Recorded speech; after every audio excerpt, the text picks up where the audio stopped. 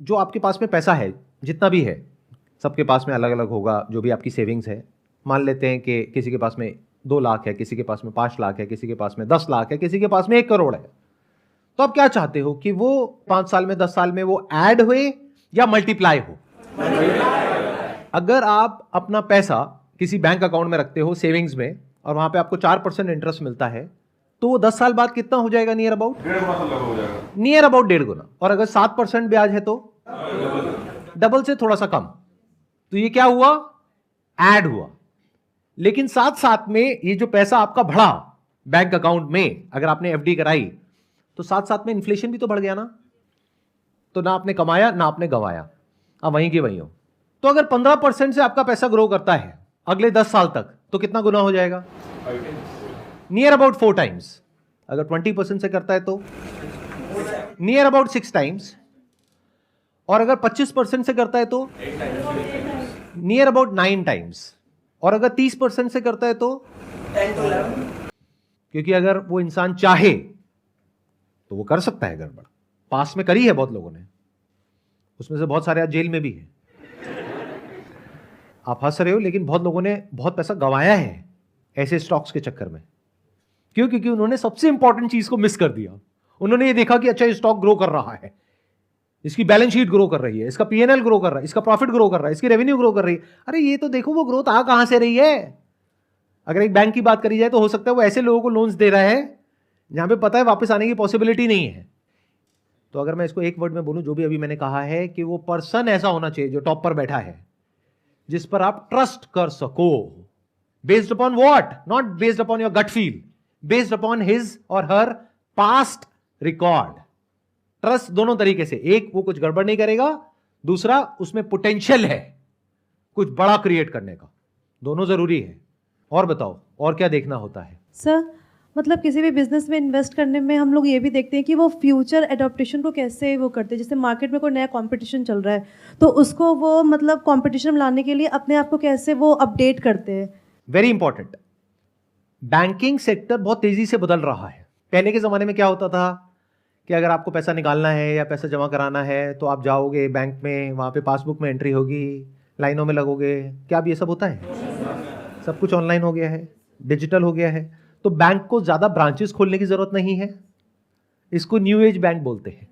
अब देखो, जैसे जैसे मैं आपको पैरामीटर्स बता रहा हूं, ये जो ऑप्शंस है वो नैरो डाउन होते चले जा रहे हैं।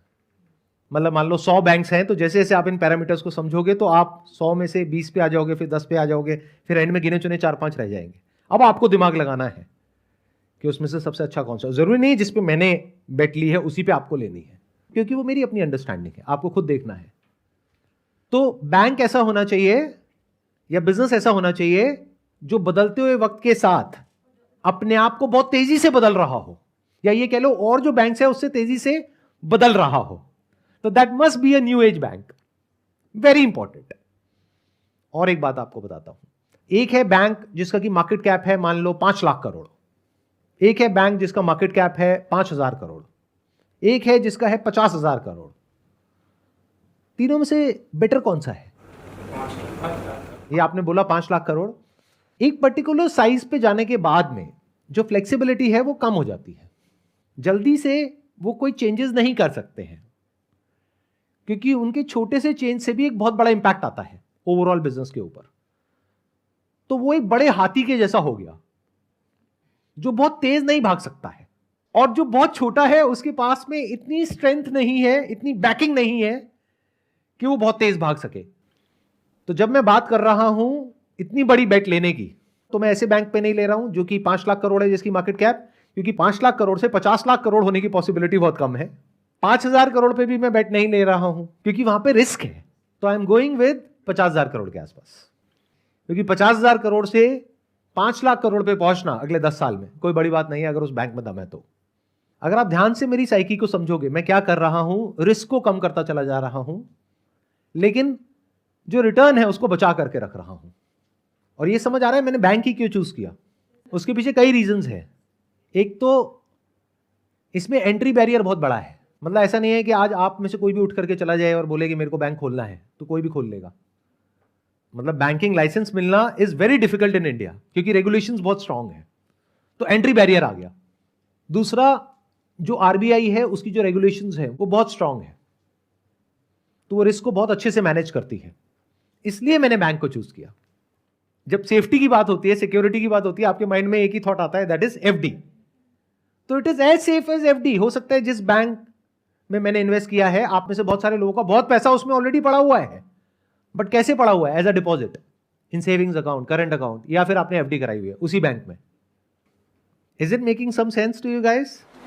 मतलब समझ पा रहे हो ना मेरी थॉट प्रोसेस को? ये बहुत अलग है बाकी पूरी दुनिया में जो भी आप इधर उधर सुनते हो, देखते हो, उस थॉट प्रोसेस से बिल्कुल अलग है। Because I never go with the norm. जो सब कर रहे होते हैं वो तो मैं कभी भी नहीं करता हूं। जैसे वॉरेन बफेट ने कहा है, B fearful when the market is greedy and B greedy when the market is fearful. When को हटा दो, वेयर लगा दो। मतलब जहां पर मार्केट बहुत ज्यादा ऑप्टिमिस्टिक है, जैसे कि ईवी सेक्टर, वहां पे मैं बिल्कुल ही पेसिमिस्टिक हूं। और जहां पर मार्केट पेसिमिस्टिक है, यानी बैंकिंग में क्या होने वाला है, वहां पर मैं ऑप्टिमिस्टिक हूं, क्योंकि अभी वैल्यूएशंस रीजनेबल लेवल पर है। और ये देखना होता है कि क्या वो बिजनेस अपने ऑप्टिमम लेवल पर पहुंच चुका है या फिर अभी वहां पर पहुंचने की गुंजाइश है। तो कहां पैसा लगाना चाहिए? वो बिजनेस जो अभी पीक पर है अपनी परफॉर्मेंस के पॉइंट ऑफ व्यू से, या फिर अभी वो अपनी पीक से बहुत दूर है, लेकिन ये श्योरिटी है कि वो पहुंचेगा, based upon data, based upon पिछले 1-2 साल का ट्रैक रिकॉर्ड। तो बैंक में बहुत सारी चीजें देखनी होती है जब बैंकिंग स्टॉक में इन्वेस्ट करना होता है। क्या क्या देखना होता है? एक है प्राइस टू बुक रेशियो, मतलब एक बुक वैल्यू होती है कंपनी की, तो बुक वैल्यू पर शेयर होती है, तो प्राइस टू बुक वैल्यू देखना होता है। वो बहुत ज्यादा नहीं होनी चाहिए, इसका मतलब वो एक्सपेंसिव है। एक होता है price to earning ratio. Price to earning पता है क्या होता है? PE multiple. कितनों को पता है? हाथ ऊपर करो। बहुत कम को पता है। अब ये मैं समझाऊंगा नहीं क्या होता है, अब जा करके खुद पढ़ो, खुद सीखो, खुद समझो। अब वहां पर स्कोप ऑफ एक्सपेंशन होना चाहिए। मतलब क्या? एक होती है कॉस्ट टू इनकम रेशियो। ये सब रेशियोज होती हैं जो देखनी होती है एक बैंक की। मान लो किसी बैंक की है कॉस्ट टू इनकम रेशियो 50%, मतलब क्या? उसकी ब्रांचेस का रेंट है, सैलरीज हैं, उसके रनिंग एक्सपेंसेस हैं, एडवर्टाइजिंग मार्केटिंग है, ये सारी कॉस्ट हो गई। तो कॉस्ट टू इनकम रेशियो अगर उस बैंक की ऑलरेडी है मान लो 50%, तो क्या ऐसे बैंक में पैसा लगाना चाहिए या किसी ऐसे बैंक में जिसकी अभी कॉस्ट टू इनकम रेशियो बहुत हाई है, लेकिन फ्यूचर में आने वाले 2-3 साल में, 5 साल में, 10 साल में धीरे धीरे कम होने वाली है, यानी उसकी प्रॉफिटेबिलिटी बढ़ने वाली है। यह बात कितनों को समझ आई है? हाथ ऊपर करो। जो बिजनेस होता है उसको वैल्यू किया जाता है बेस्ड अपॉन के आज उसकी जो प्राइस टू अर्निंग रेशियो है वो क्या है, आज उसकी जो प्राइस टू बुक वैल्यू है वो क्या है।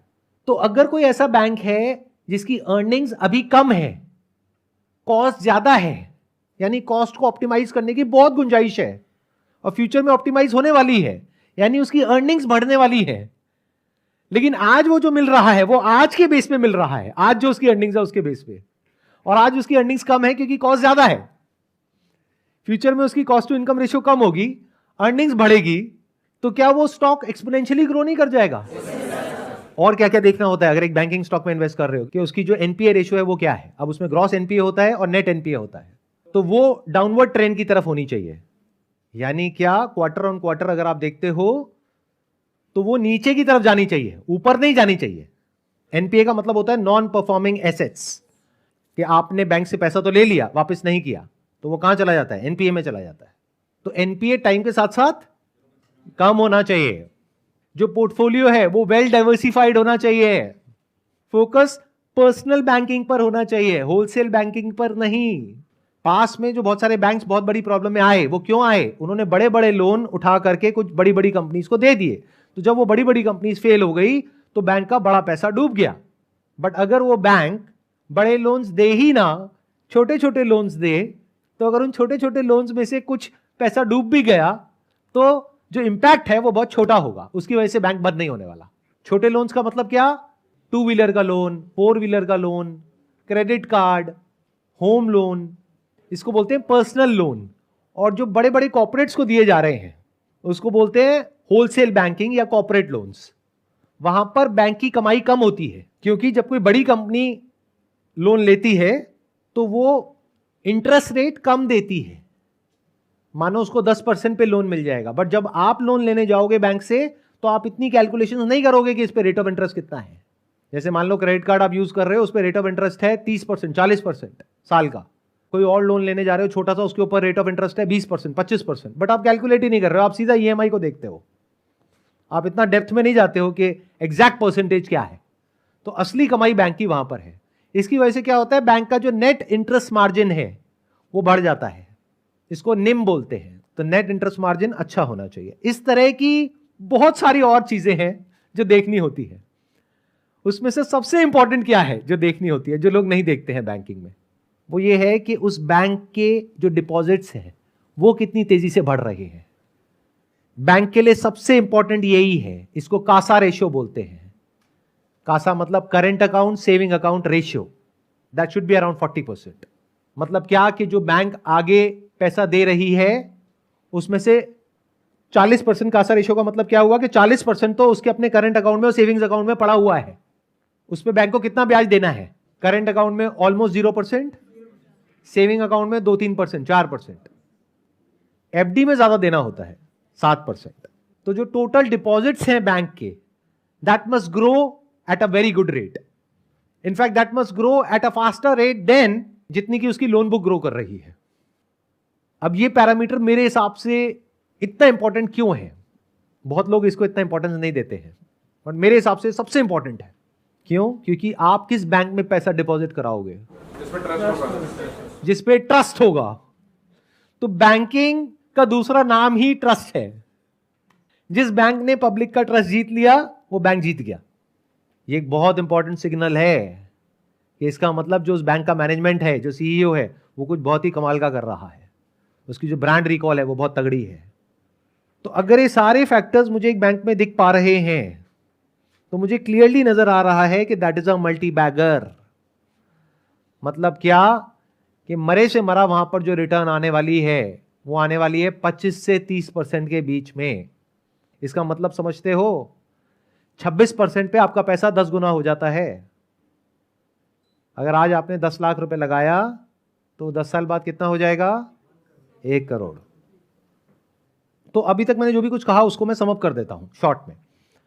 अगर तो आप ज्यादा डीप में नहीं जाना चाहते हो, यानी कि जो भी मैंने कहा उसको सुन करके बस फटाफट से एक्ट करना चाहते हो, तो आपके लिए जो बेस्ट ऑप्शन है दैट इज म्यूचुअल फंड। अब वहां पे एसआईपी करते रहो या अपना पैसा लगा दो और शांति से बैठ जाओ, और कोई प्रोफेशनल फंड मैनेजर है उसको अपना काम करने दो, उसको पता है वो क्या कर रहा है, वो ज्यादा अच्छे से करेगा। बट अगर आप बहुत डीप में जाकर के ये समझने को तैयार हो कि एग्जैक्टली क्या हो रहा है अलग अलग सेक्टर्स में, और अगेन जैसे मैंने कहा था अभी थोड़ी देर पहले कि ऐसा क्या है जो नहीं बदलने वाला है, उसमें अगर आप ढूंढ सको ऐसी कोई अपॉर्चुनिटी को और आप में रिस्क लेने की कैपेबिलिटी भी हो, तो there is a lot of wealth that you can create in the next 10 to 20 years.